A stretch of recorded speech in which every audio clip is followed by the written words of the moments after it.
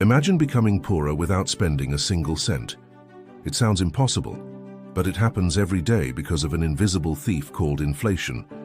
Let's say you have 10,000 ringgit sitting in a savings account.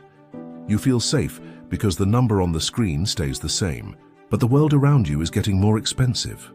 That 5 ringgit morning coffee. A few years later, it's costing you 8 ringgit for the same cup.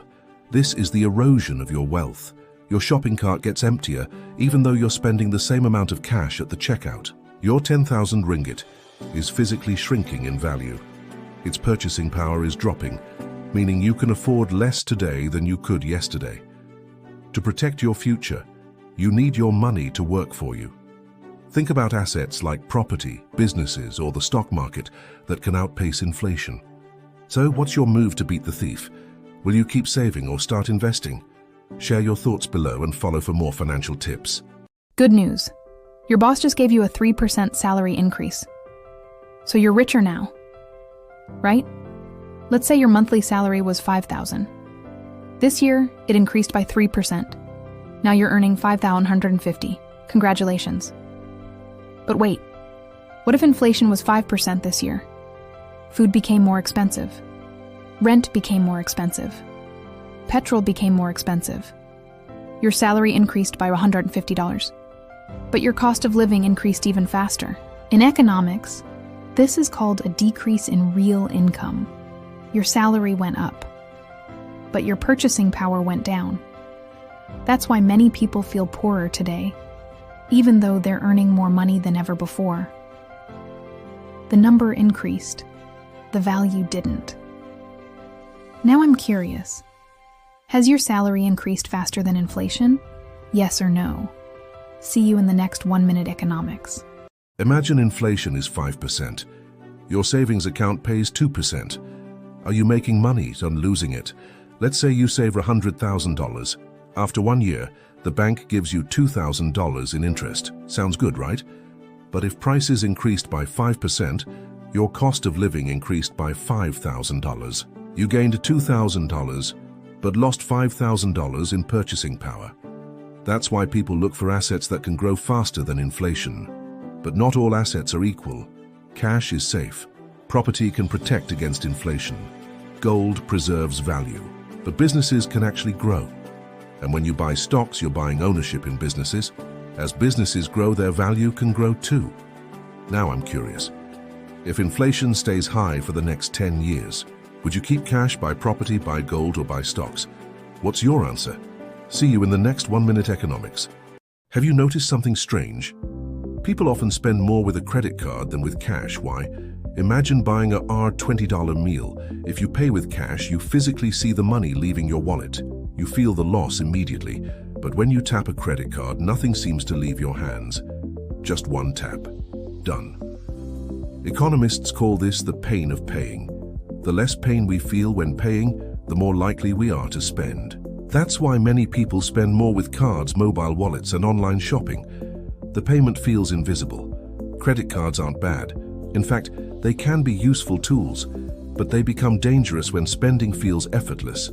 Now I'm curious, which makes you spend less? Cash, credit card, or e-wallet? What's your answer? See you in the next 1 Minute Economics.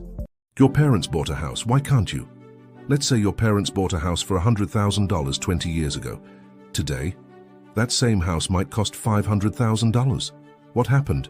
Did houses suddenly become 5 times better? Not really. The house didn't change much, but the value of money did. Over time, inflation pushes prices higher. Building materials become more expensive. Land becomes more valuable. Construction costs increase. And as cities grow, more people compete for the same land. More buyers, limited supply, higher prices. Meanwhile, salary growth often struggles to keep up. That's why many young people feel like housing is moving further away. Now I'm curious, if you had $500,000 today, would you buy a house or invest it instead? What's your answer? See you in the next 1 Minute Economics. Can EPF really support you for 20 years after retirement? The answer might surprise you. Let's say you retire at 60 years old and live until 80. That's 20 years without a salary.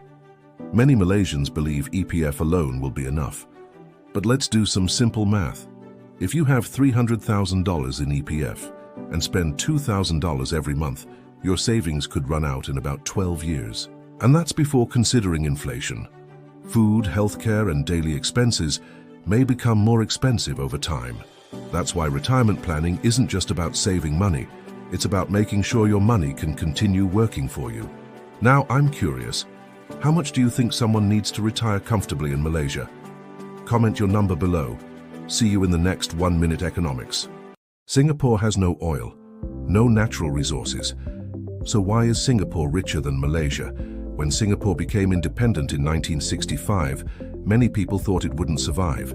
It was a tiny island with very limited resources. Meanwhile, Malaysia had natural resources, more land and a much larger population. On paper, Malaysia looked stronger. So what happened? Singapore focused heavily on education, international trade, and attracting global businesses. Its location also helped. Singapore became one of the world's busiest ports, connecting businesses from around the globe.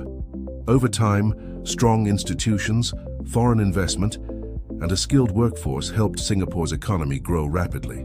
Now I'm curious, if you could improve one thing in Malaysia's economy, what would it be? Education, infrastructure, innovation, or governance? What's your answer? See you in the next 1 Minute Economics. Many young Malaysians say they want children. So why are people having fewer children than before?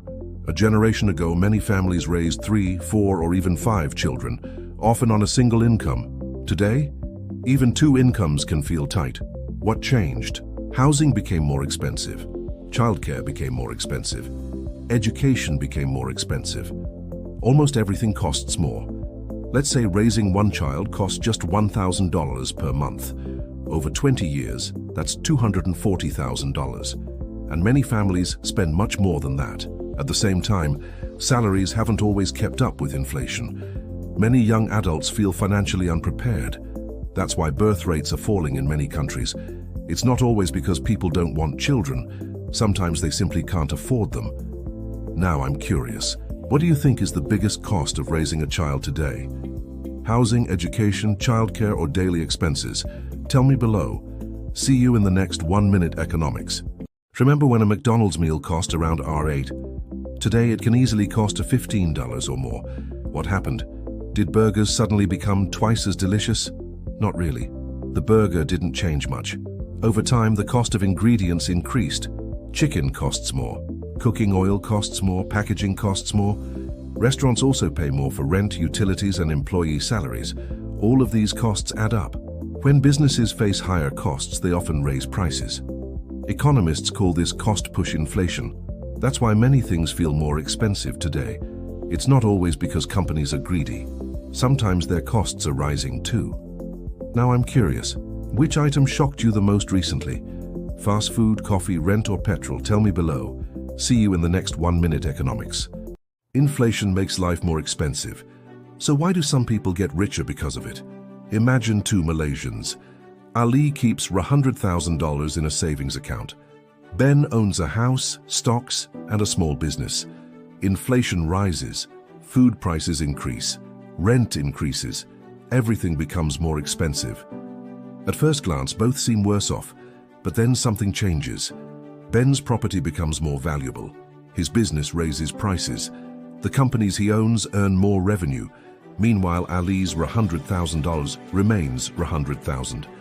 The number doesn't change, but what it can buy keeps shrinking. That's why inflation doesn't affect everyone equally. Cash loses purchasing power. Assets often rise with inflation. Inflation isn't just about prices going up. It's about who owns the things that go up. Now I'm curious, if you had $100,000 today, would you choose cash, property, or stocks? Tell me below. See you in Season 2 of 1 Minute Economics.